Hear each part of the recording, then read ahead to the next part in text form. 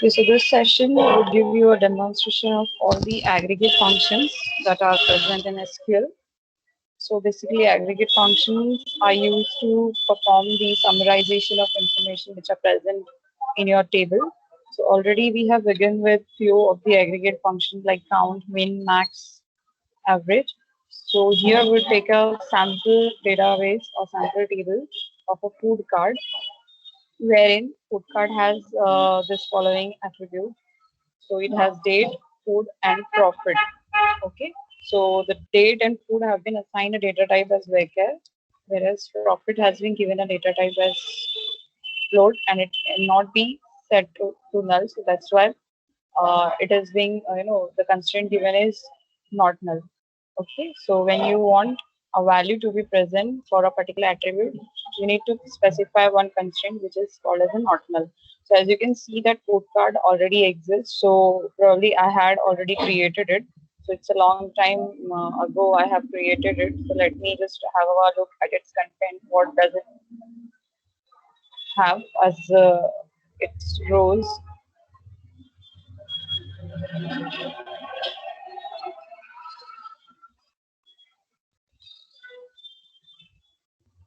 So yeah, you can see here, we have already the entries done in this particular table.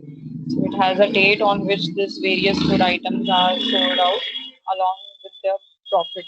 Okay, the value that has been obtained by selling out this individual food items. And if you can see that there are around 3, 6, 7 entries wherein you have around 3 different food items having these 7 entries on a different dates. Okay, so what basically aggregate function or what kind of functionality you can achieve with aggregate function? So first and foremost being, you can find the total number of entries or a count or count the number of rows which are present in your table. So when we want to do so, we would going to make use of a count function. So we would going to use it inside the select clause. So you can realize, student, the fact that we are still working with the aggregate with the SQL select statement, which is a DML statement. So all this comes under the DML part. Okay. So all these different operations that we are performing, they comes under the DML part. So in fact, select statement has so many things that you can do with it. So DML is very widely used command for performing the population of a data from a database. So how would you go about counting the number of rows which are available in your table? So you will make a use of a count star. Okay. So you just have to write select count star from your table name, and then you're good to go. Just select this query and run, and let's see what value it returns to us. So yes, it has returned you 7. So always remember that our aggregate functions always return the scalar value. So as we had already counted the number of rows, it was 7. So it has also given us 7. Okay, so now next what you can do with this is you can count the number of food items, okay, which are available in a food cart. So counting the number of food items and counting the number of rows, the query goes like same, but sorry, the only difference is that while you write a star, it will going to count all the entries, including if at all you have any null entries. So we just wanted to know how many food items we have inside a food cart. So replace that star with food. So count will only going to work on the non-null or not null values. Okay. So as you can see that the output hasn't changed because for every what you can say entries, food item was present. There was some of the other food item. That's why it has given you this count as 7. Now we may go ahead to find out the number of unique food items that we have. So we know that there are only 3 food items, but still we were given or we were shown 7. So 7 were the entries; they were not the food items. So if at all anyone wanted to have a look at, how many food items are uniquely there present in your table. So we would go by distinct keyword. Okay. So we would just place a distinct before writing a food, and we're going to execute this query to see how many distinct food item values we get.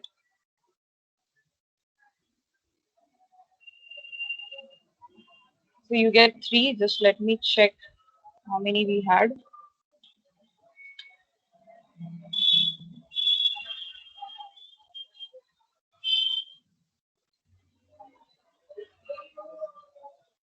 Yeah, sorry. So we had only two, pizzas and hot dog. I thought burger entry was also there, but it is missing.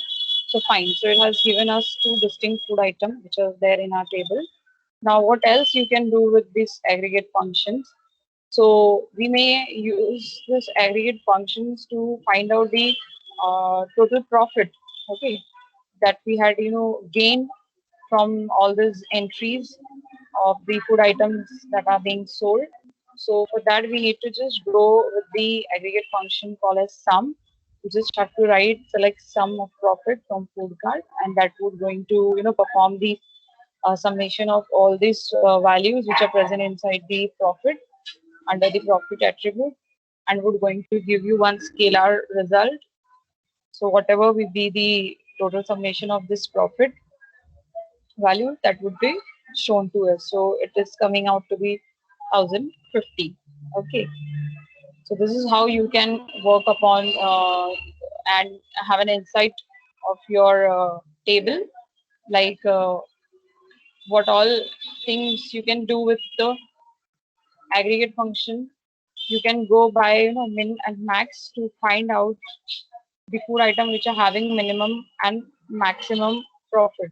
So the simplest way to run is to just make or call the max function just like you call sum, and also main function. So you can student use all the aggregate functions inside your same select statement by separating it by comma. So you can just write comma min sorry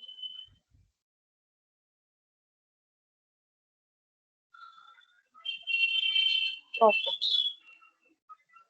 And one more thing that I forgot to tell you is that you should know that this all statements that we are writing VDL they all are case insensitive. So you can see somewhere I'm writing in uppercase, somewhere in lowercase, but that doesn't matter. But yes, the data values which are present inside the table, they are case sensitive. So if I had all pizzas in lowercase and if I try to find a search for it, then I may not be able to get it if I put everything in uppercase in my query. So you can see the maximum profit and the minimum profit. So with this, you may also wanted to, perform some more different operations. Okay. So let us see that. So what if you wanted to find out the average of this profit? Then you had function which gives you the average. Okay. So the average can be simply done by calling the AVG function. So I'm just copying this and replacing this with AVG.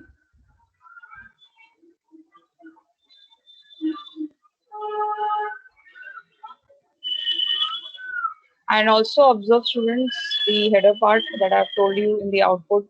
It is displaying the same function name as what we are using in our query. So it has shown you the average of also.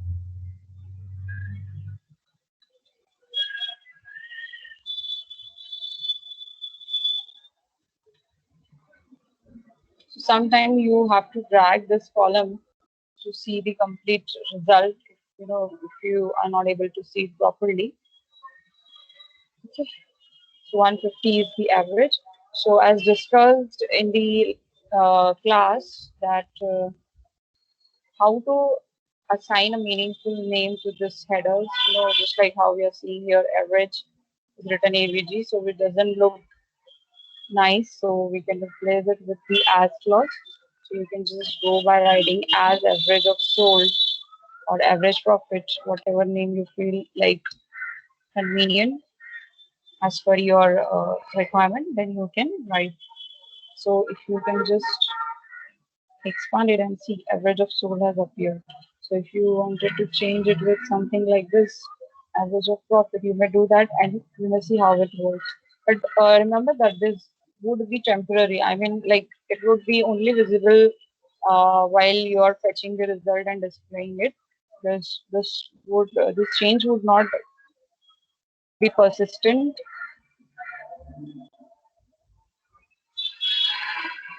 It would only be there if we select class, because we don't have any column or attribute as such, so which would retain. So any time that you wanted to have this label, you have to execute the query.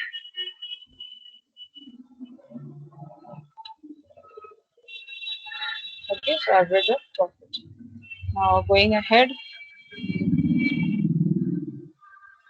now these are the like handful of aggregate functions we had. But you can add more meaning and make it more powerful by attaching all these clauses to your aggregate function. So order by clause is there, group by clause, and having clause. So we're going to look at each of these clauses one by one. So what if if I wanted to see the list of food items, okay, or the top five or top food items which are gaining or giving the highest or profit.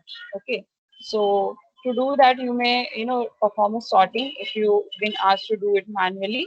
But then if you wanted to do it by in SQL, then how would you go about it? So first of all, I wanted to see how many or what are food and what are their profit. So I would just going to write a very simple query first. So which is going to look like this. So I want to see the food along with their food item along with their profits. So I would just write select food comma profit from food cart. So I may get all the foods and their corresponding profits. But if you see the output, you'll observe the output. You know, the uh, like profits or the entries which are coming here is as per the entries which are made in the table with the insert statement. But then I wanted to alter its order. I wanted to see the food item which are having the highest profit should appear first. Okay, that means I'm precisely saying that I wanted to perform a sorting. So to do that, we have to make this use of this clause order by clause. Okay, so order by what? Okay, I wanted to do the sorting by profit, so I need to write order by profit. So this query now has to be followed by order by profit. Now we'll see what result it gives us.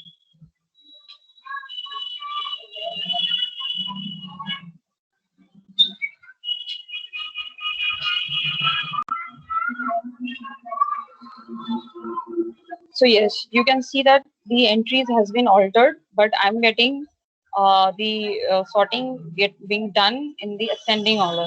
So yes, by default, order by clause does the sorting in ascending order. Okay, but if you want to have a look at the food items, which are having the maximum profit or the highest profit, then you may have to perform the sorting in the descending order. So you need to write DESC at the end, which would going to sort this entry in the descending order. So by default, you have to remember it is ascending. And if you want to see it in a descending order, then you have to write DSC. Okay. So again, if I wanted to make it ascending, then what I can do is I can write ASC.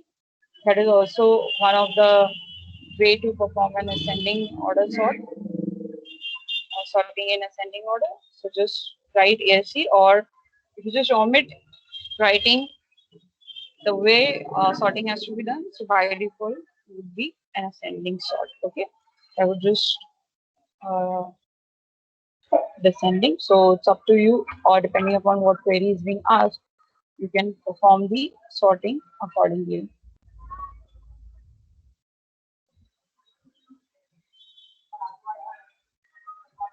Right? Now, what else you can do?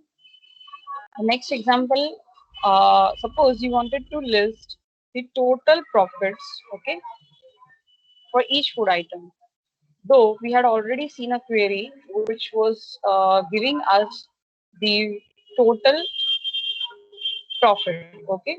So, but there I haven't mentioned that I wanted to see a profit for each food item. It was just like getting the total profit which are there in your table for which is and all the total profit are coming out of all the food item. But now if I what if I wanted to see, you know, the profit which I have gained from each of these unique food items. So as we know that we have only two food items, pizza and hot dog. So I wanted to see how much, out of this 1050, I wanted to see how much I'm gaining from pizza and how much I'm gaining from a hot dog. So how would I do so? So for that, you need to, first of all, yes, find out the profit, which is total profit, and then you have to make a use of another clause, which is a group by clause, which will going to perform a grouping on to the food items. Okay. So to do so, you may need to write a word called group by. Okay. So which is like a clause, and then you have to specify the name of the column on which you want this grouping to be done. So I want all the pizzas and hot dogs to be, grouped together, and then the summation has to be performed. So it will try to uniquely create a group, form a group of all the food items that we have in our table, and then we're going to list your profit which is obtained. So two entries are only listed because only two food items are there in our table. That's why two. But from here we are not able to, or we do not come to know that which food item has given this profit, whether this one belongs to pizza or this one, right? For that, we need to, you can just write here the column name food. So that is going to solve your problem. So you would now be also getting the food items appearing in your output. So yes, so hot dog was giving 210 and pizza 840. Okay. So this is how you can, perform an analytics kind of query and run this aggregate functions along with these clauses to come up with some more meaningful insight information that are present in your table, which is otherwise not, you know, which is otherwise not able to visualize. Now, another use of, or you can say, the other clause that are available to be used with aggregate function is having clause. So now, what is the use of having clause? So suppose if you wanted to view or list the total profit of each food item, which we had, done here by doing the grouping. So always remember, student, wherever you get this word each, for each food item, for each student, for each branches. So always remember you have to go by grouping, and that can be done by group by clause. The next is that once you had this total profit for each food item, I am only interested in getting to know which food item. So though we had only two food items here, one was giving 210 as a profit, total profit, one was giving 840 as profit. So now I wanted to know which of this food item the highest profit. So as you can see from this result, pizza is giving you more profit. Okay. So how to go about writing this query? So up till this much, it would remain same. Okay. So till here, it would be same. You would get a group by food. The next is that you need to put a condition which would going to work upon, as written here, the condition which is going to work upon the profit having value more than 400. So I'm, setting a target like daily target. My daily target should be I should achieve minimum 500 or 400. So whatever is my target. So I may compare against my given target. So to do so, you need to make use of a having clause. So having clause would going to work upon the aggregated result. Okay. So you cannot go by, so you may be thinking like, why can't we write where clause? Because where clause also substitutes the condition. But then where clause never going to work on the aggregated result. So as you can see this, we wanted to see out of this two food item, which food item is having the total of a profit. Okay, I'm not simply interested in getting to know the profit. I wanted to see the total profit more than 400. So when I say the total profit, it means I had already performed an aggregate function sum. So here you can see select clause is having sum. Okay, so now to find out the food items which are giving me more than 400 value of profit, so I will be using the having clause.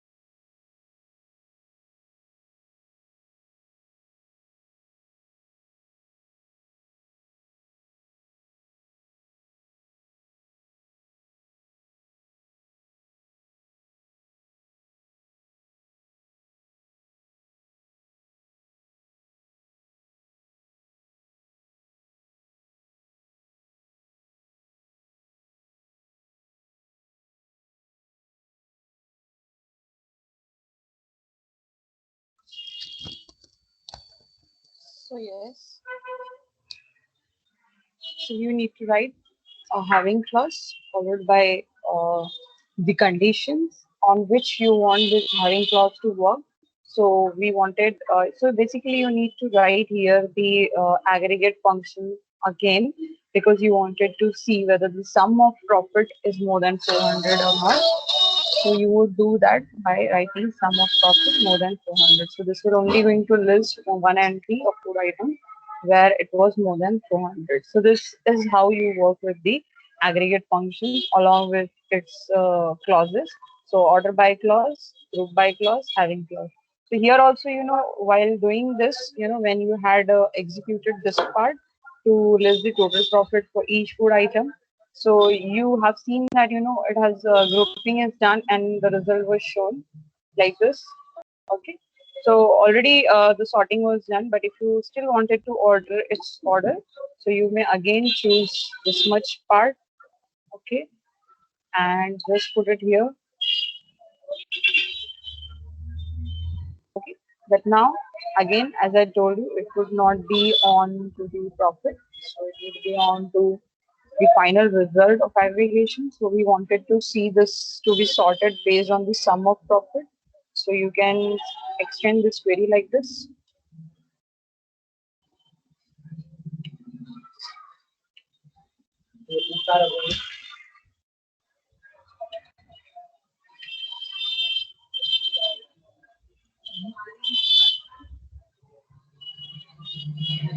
So you can see the alteration or the order has been changed. It has done the sorting in the descending order.